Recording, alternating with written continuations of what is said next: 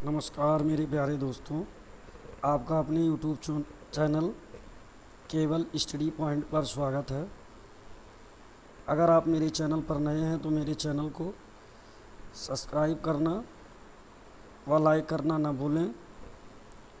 मैं आप लोगों को यूपी ट्रिपल एससी पैट की एग्ज़ाम की तैयारी करा रहा हूं, जिसमें आज हम लोग अंग्रेजी व्याकरण को देखेंगे, जो 5 नंबर का आपकी एग्ज़ाम में आएगा। वैसे तो इससे पैसेज भी आएगा, लेकिन ये ग्रामर जो है स्पेशली 5 नंबर का अलग से आएगा। इसमें आज हम लोग पढ़ेंगे part of speech. Part of speech means होता है कोई वाक्य है, कोई सेंटेंस है, कोई भी सेंटेंस है। तो जैसे हमने लिखा कि आई गिव यू ये पेन, तो इसमें आप लोग देख रहे हैं मेरे प्यारे साथियों, इसमें आई एक जो है, आई हमारा प्रोनाउन है।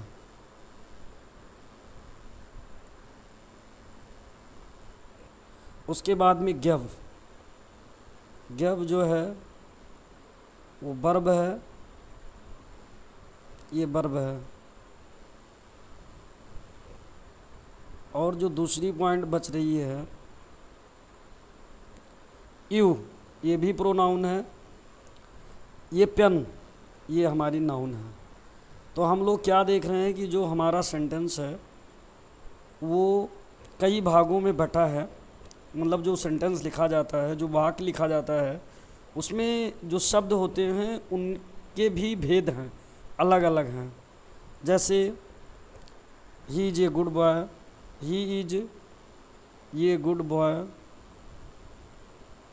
तो हम लोग क्या देख रहे हैं, इसमें गुड एडजेक्टिव है जो बॉय की विशेषता बता रहा है।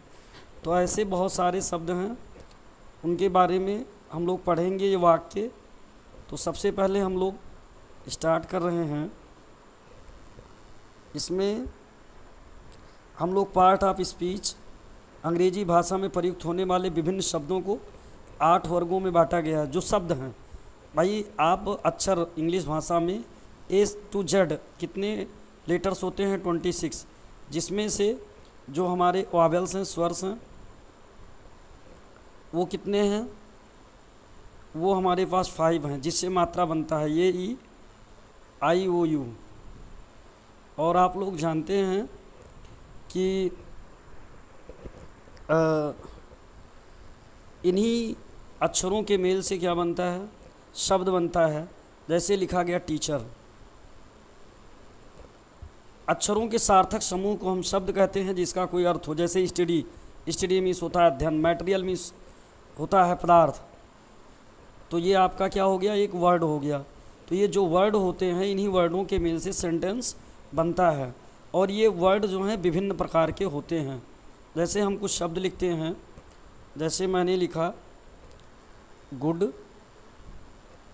उसके बाद वेरी, उसके बाद टाल, उसके बाद मोहन, उसके बाद हमने लिखा आगरा, उसके बाद हमने लिख लिया ऑफ। तो अब हम लोग क्या देख रहे हैं, ये सब शब्द हैं। ये शब्द अलग अलग कैटेगरी में, जैसे गुड, टाल, ये एडजेक्टिव है, किसी की विशेषता बताता है, ये एडजेक्टिव है। बेरी जो है एडवर्ब है, जो एडजेक्टिव की या वर्ब की विशेषता बताए उसे हम लोग एडवर्ब बोलते हैं। ये क्या हो गया, हमारा एडवर्ब हो गया। उसके बाद मोहन जो है नाउन है, आगरा भी ये नाउन है, ऑफ जो है प्रीपोजिशन है। तो शब्द भी अलग अलग प्रकार के होते हैं, उन्हीं शब्दों के बारे में हम लोग स्टडी करेंगे। चलिए देखते हैं। सबसे पहले हम लोग नाउन, ये 8 प्रकार का noun, pronoun, adjective, verb, adverb, preposition, conjunction और इंटरजेक्शन, ये हमको पार्ट ऑफ स्पीच के अंतर्गत ये 8 भाग में 8 हम लोगों को पढ़ना है। ठीक, तो आइए स्टार्ट करते हैं। सबसे पहले हम लोगों का यहाँ दिया हुआ है नाउन। तो हम सबसे पहले नाउन पढ़ेंगे। क्या पढ़ेंगे? नाउन। चलो आइए देखते हैं।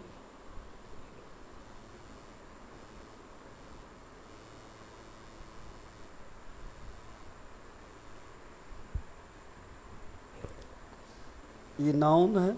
नाउन मीन्स होता है संज्ञा। अब मोटे शब्दों में मेरे प्यारे साथियों, हम लोग एक वातावरण में रहते हैं, हमारे चारों तरफ की वस्तुएं, हमारे चारों ओर जो वस्तुएं हम देखते हैं, चारों ओर की वस्तुएं, जितनी भी चीज़ें हैं जो हम चारों तरफ फील कर सकते हैं, देख सकते हैं, सुन सकते हैं, और उसके बाद में जो वस्तुएं होती हैं, ये सब क्या कही जाती हैं? नाउन के अंतर्गत आती हैं। नाउन उस शब्द को कहते हैं जिससे किसी विशेष वस्तु, स्थान, व्यक्ति का बोध हो। यहाँ व्यक्ति या वस्तु में प्राणी या पदार्थ के साथ उनका धर्म और गुण भी समावेश है। संज्ञा 5 प्रकार के हैं। प्रॉपर नाउन, व्यक्तिवाचक संज्ञा, एक ऐसी संज्ञा होती है जिस शब्द द्वारा किसी विशेष व्यक्ति, वस्तु, स्थान का बोध होता है, प्रॉपर नाउन कहलाता है।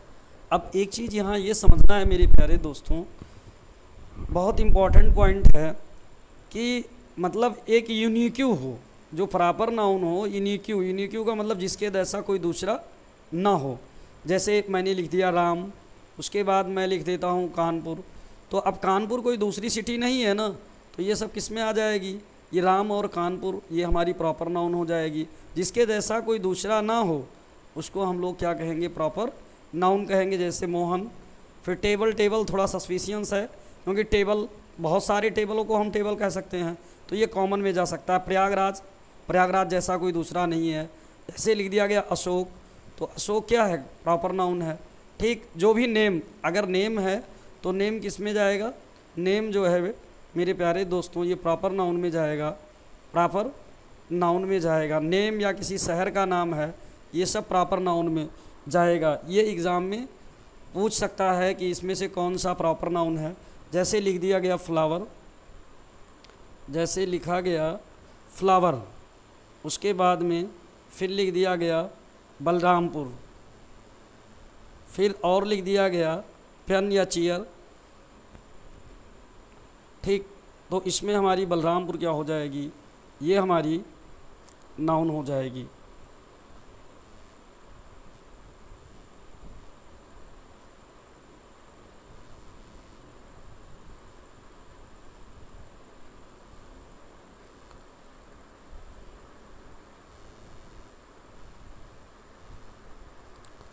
तो ये हो गया। उसके बाद में हम लोग देखते हैं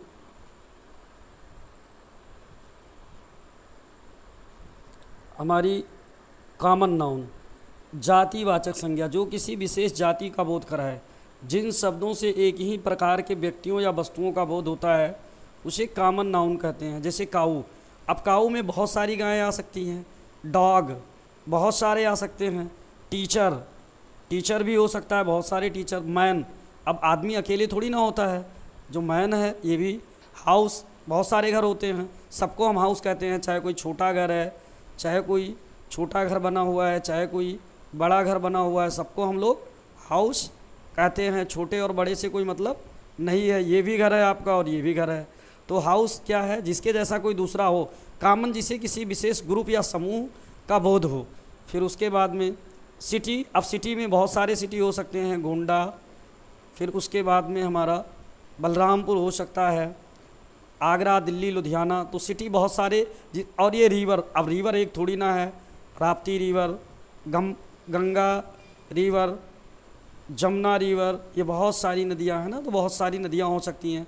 मतलब कॉमन किसी एक समूह को दर्शाता है जिसके जैसे बहुत सारे हों। ऐसे मटेरियल नाउन, पदार्थवाचक संज्ञा, जो पदार्थ, द्रव्यवाचक लिखा है, इसको हम पदार्थवाचक भी कह सकते हैं। पदार्थवाचक संज्ञा तो एक ऐसी संज्ञा होती है जिससे तौलने वाली वस्तु का बोध होता है, उससे मटेरियल, मतलब इसको हम तौल सकते हैं, नाउन कहते हैं। जैसे गोल्ड, मिल्क है, आयल है, वाटर है, सिल्वर है, जो भी पदार्थ चीज़ें आती हैं जिसको हम तौल सकते हैं, उन सबको हम मटेरियल नाउन की कैटेगरी में रखते हैं।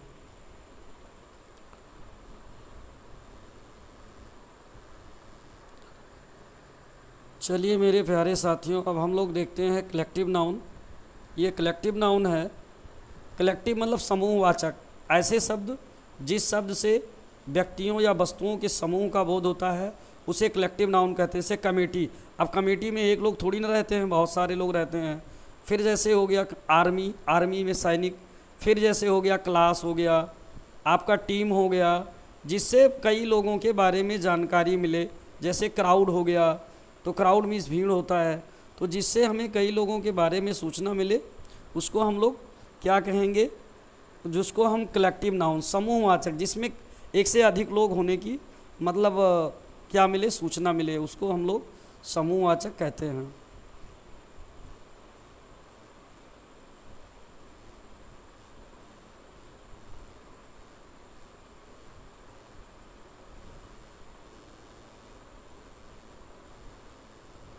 चलिए अब हम लोग देखते हैं